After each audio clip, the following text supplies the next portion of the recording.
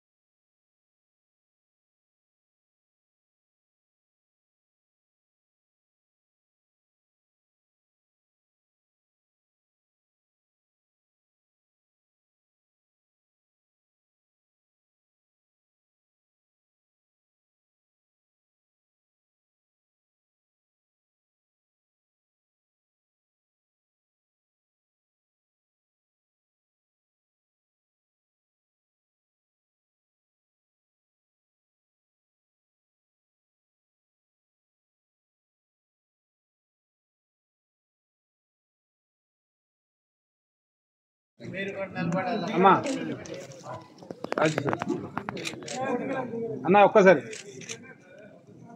Right okay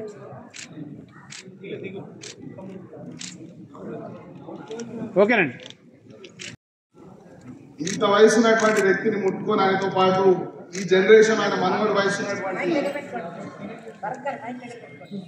వ్యక్తిని పాటు నేను కూడా బతికినా అని చెప్పుకోవడానికి ఈ సభ గజనేనా మిత్రున్నా. మార్క్సిస్ట్ ఫిలాసఫీ భారతదేశం యొక్క చరిత్ర, ఈ ప్రపంచంలో ఎక్కడైనా ఒక చరిత్రను నిర్మించాలంటే అక్కడ ఉన్నటువంటి సోషల్ కండిషన్స్ లేదా అక్కడ ఉన్నటువంటి జియోగ్రఫికల్ కండిషన్స్ వ్యక్తి పైన, వ్యవస్థ చరిత్ర నిర్మాణం పైన ఎంతో ప్రభావం చూపిస్తుందని అంటారు. కానీ డాక్టర్ బాబాసాహెబ్ అంబేద్కర్ చరిత్ర నిర్మాణం లోపల మనిషి యొక్క పాత్ర చాలా ఎక్కువ ఉంటుందని చెప్పిండు మిత్రులారా. ఆ పాత్ర ఎట్లుంటుందనక జేబీరాజు గారిని చూసి మనం అర్థం చేసుకోవాల్సిన అవసరం ఉంది. బహుశా 3 తరాలను ఈ దేశం లోపల మతవాదులు సామ్యవాదులుగా మారిరు, సామ్యవాదులు మతవాదులుగా మారిరు, కమ్యూనిస్టులు అంబేద్కరిస్టులుగా మారిరు, అంబేద్కరిస్టులు కమ్యూనిస్టులుగా మారిరు. చివరికి గద్దరన్న లాంటి వాళ్ళు కూడా వారికి గొట్టంలోకి రాజ్యాధికారం వస్తున్న గద్దరన్న కూడా రాజ్యాంగాన్ని పట్టుకున్నటువంటి మార్గ పరిస్థితుల లోపల 3 తరాలు అంటే ఒక తరానికి 30 సంవత్సరాల మంచం వేసుకున్న స్వతంత్రం రాకముందు పుట్టి 3 తరాలను కూడా ఒకటే జెండాను మోసినటువంటి వ్యక్తి జేబీరాజు గారు. ఈ సన్మాన కార్యక్రమాలు మరి మీకెట్లా అర్థమైందో లేదు సార్ నాకు తెలియదు. కానీ ఈ దేశం లోపల ఒక కార్యక్రమాన్ని ఆయనకు సన్మానం చేస్తున్నామని అంటే ఆయనను గౌరవిస్తున్నాము, లేకుంటే ఆయన శాలువల కోసమో పూల కోసమో లేదా మనం అందరం ఆయనను దండం పెట్టుకోవడం కోసమో కాదు. హలో, ఇలాంటి జేబీరాజులను ఎంతమందిని పుట్టిస్తామో అని చర్చించుకోవడానికి ఈ సభ లోపల నేను మొన్న విన్నా పార్లమెంట్ లో అమిత్ షా మాట్లాడుతూ బాబాసాహెబ్ అని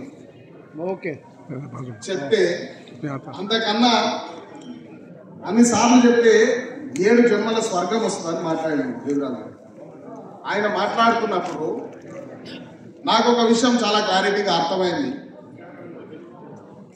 ఈ దేశం లోపల 18% మంది జనాభా దళిత జనాభా, 12% మంది మైనారిటీలు, 7% మంది ఆదివాసీలు, 52% మంది ఓబీసీలకు కూడా బాబాసాహెబ్ అంబేద్కర్ ఇక్కడే స్వర్గాన్ని ఏర్పాటు చేసి మిత్రులారా.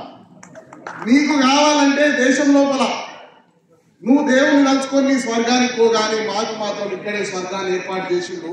ఆ స్వర్గాన్ని ఈ జనాలకు అర్థం చేసుకోవడానికి అర్థం చేయించడానికి జేబీరాజు లాంటి వాళ్ళు పుట్టిర్రు.